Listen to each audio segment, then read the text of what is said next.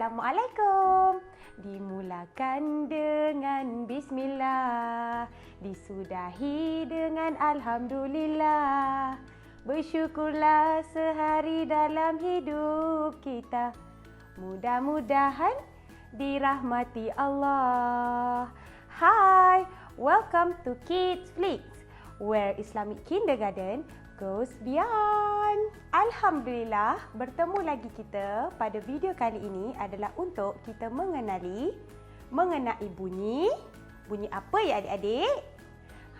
Adik-adik dah bersedia untuk belajar? Alhamdulillah.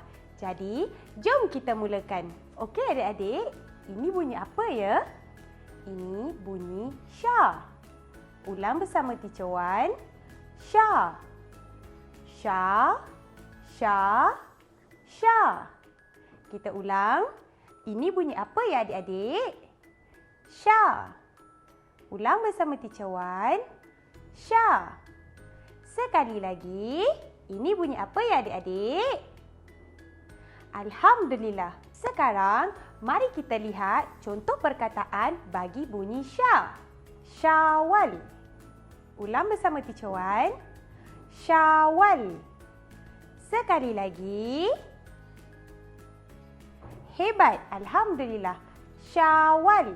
Kemudian, mari kita lihat bunyi yang seterusnya. Shi.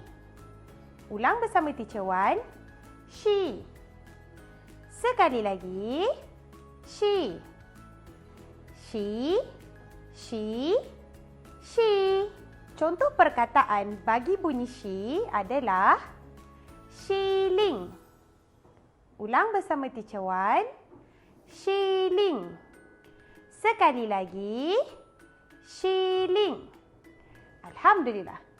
Sekarang, mari kita lihat bunyi yang seterusnya. Sheet. Ulang bersama Teacher Wan. Sheet. Sekali lagi. Sheet. Sheet. Sheet. Sheet. Sekarang, cuba kita lihat contoh perkataan bagi bunyi sheet. Nasyid. Nasyid. Ulang sekali lagi. Nasyid. Bunyi yang seterusnya. Syam. Ulang bersama Teacher Wan. Syam. Sekali lagi. Syam. Syam. Syam. Syam. Mari kita lihat contoh perkataan untuk bunyi syam. Shampoo. Shampoo. Ulang sekali lagi. Shampoo. Okey adik-adik, sekarang jom kita bina satu ayat daripada contoh yang telah kita pelajari. Adik-adik dah sedia? Alhamdulillah. Jannah mencuci rambutnya menggunakan shampoo. Teacher ulang. Jannah mencuci rambutnya menggunakan shampoo. Teacher Wan ulang sekali lagi. Jannah mencuci rambutnya menggunakan shampoo. Alhamdulillah. Sekarang giliran adik-adik untuk membacakan ayat di bawah. Adik-adik dah bersedia? Alhamdulillah.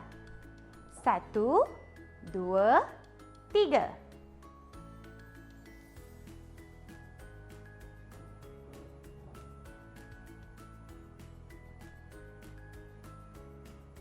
Masya Allah, hebat adik-adik. Adik-adik nak tahu, kita perlu mencuci rambut untuk menjaga kebersihan badan dan diri. Jangan lupa untuk mencuci rambut sebelum pergi ke sekolah. Okey? Okey adik-adik, sampai sini saja pembelajaran kita pada kali ini. Jangan lupa untuk siapkan lembaran kerja dan kuis yang telah Teacher Wan sediakan. Sehingga kita berjumpa lagi. Bye!